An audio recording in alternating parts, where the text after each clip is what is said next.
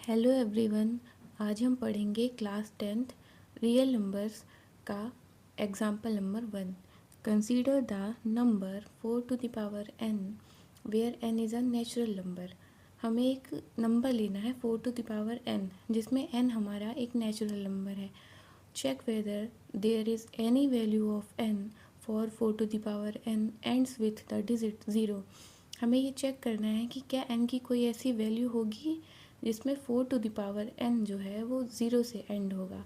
मतलब हमें ये चेक करना है कि 4 टू द पावर n के लिए अगर हम अगर हम n 4 to the power n के लिए अगर n हम कोई नेचुरल नंबर जैसे 1 2 3 एंड सो ऑन, अगर हम कोई नेचुरल नंबर की वैल्यू रखेंगे तो उसके एंड में 0 आएगा या नहीं। जैसे n की जगह पे हम 1 लेंगे तो ये 4 आएगा, और अगर हम n की जगह पे 2 लेंगे तो 4 का स्क्वायर 16 आएगा।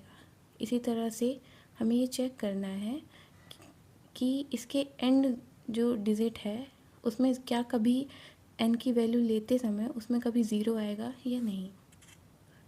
तो उसके लिए आपको एक रूल पता होना बहुत ज़रूरी है। If any number and with 0, then it's divisible by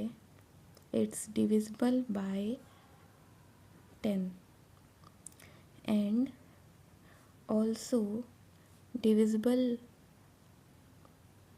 by prime factor of 10, which are 2 and 5। It means अगर कोई भी नंबर का एंड 0 से हो रहा है तो वो नंबर 10 से डिविजिबल होगा, और वो 10 के प्राइम फैक्टर से भी डिविजिबल होना चाहिए। जैसे 10 के प्राइम फैक्टर 2 और 5 होंगे। मतलब अगर हम 10 को फैक्टर्स में ब्रेक करेंगे तो ये 2 इंटू 5 होगा। और जैसे कोई नंबर 150 है, इसके एंड में 0 है, 100 है, इसके एंड में 0 है, तो ये 150 भी 10 से डिविजिबल होगा। 10 इंटू 15। देन अगर हम इसको फैक्टर्स में ब्रेक करेंगे तो 2 इंटू 5 इंटू 3 इंटू 5। तो इसके फैक्टर्स में 2 और 5 दोनों आ रहा है, तभी ये नंबर 10 से डिविजिबल है और इसके एंड में 0 है। और अगर इसमें से एक भी वैल्यू नहीं हुई, यानी 2 और 5 में से अगर एक भी वैल्यू मिसिंग है किसी फैक्टर में, तो उस नंबर के एंड में 0 नहीं आएगा। वही हमें इस क्वेश्चन में लिखना है। अब हम इसे प्रूव करते हैं। For any natural number n, prime factor of 4 to the power n is equal to 4 का प्राइम फैक्टर क्या हुआ, 2 into 2 to the power n, यानी 2 टू द पावर 2n। ये इसका प्राइम फैक्टर है।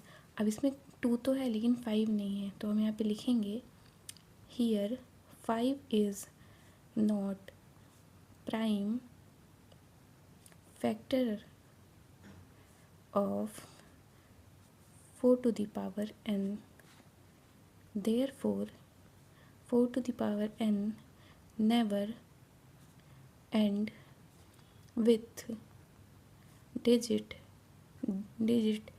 0 for any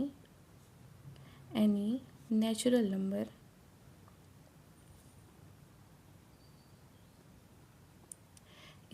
इसी तरह से हमारा फर्स्ट एग्जाम्पल हो गया है। होपफुली आपको समझ आया हो, और समझ आया हो तो please like share and subscribe. अगर आपको कोई डाउट हो तो आप कमेंट सेक्शन में लिख सकते हैं। Example number 2, find the LCM and HCF of 6 and 20 by the prime factorisation method. हमें प्राइम फैक्टराइजेशन मेथड से 6 और 20 का LCM और HCF फाइंड करना है। तो आइए देखते हैं इसे कैसे करेंगे। तो सबसे पहले हमें इन दोनों का 6 एंड 20 का प्राइम फैक्टराइजेशन करना होगा। तो 6 को हम फैक्टर्स में ब्रेक करेंगे, तो ये 2 3 जा 6 एंड 3 1 जा 3। अब इसी तरह से 20 को भी करेंगे, 2 10 जा 20, 2 5 जा 10 एंड 5 प्राइम नंबर है तो ये 1 से डिविजिबल होगा।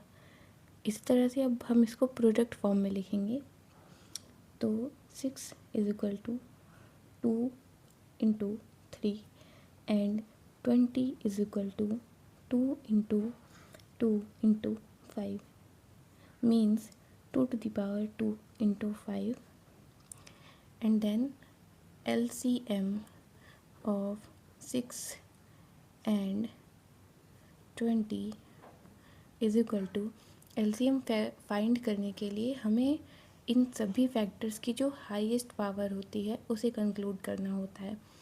तो इन दोनों में 2 की हाईएस्ट पावर 2 है, तो हम पहले 2 स्क्वायर मल्टीप्लाई 3 की हाईएस्ट पावर 1 है मल्टीप्लाई 5 की हाईएस्ट पावर 1 है 5, ये हमारा LCM हो गया, जिसे मल्टीप्लाई करने पे हमारा सॉल्व करने पे आएगा 2 का स्क्वायर 4 मल्टीप्लाई 3 मल्टीप्लाई 5, 4 5 जा 20, 23 जा 60, तो 60 हमारा LCM हो गया है।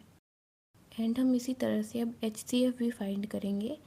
HCF of 6 and 20 is equal to, HCF निकालने के लिए हमें इन दोनों फैक्टर्स में जो भी कॉमन फैक्टर्स हैं उनकी लोएस्ट पावर लेनी है। जैसे इन दोनों फैक्टर्स में 2 कॉमन है, तो 2 की लोएस्ट पावर 1, यानी हमारा जो LCM है, सॉरी HCF है, वो 2 हो जाएगा। इसी तरह से हमारा एग्जाम्पल 2 भी हो गया है। Hope you like it and thanks for watching.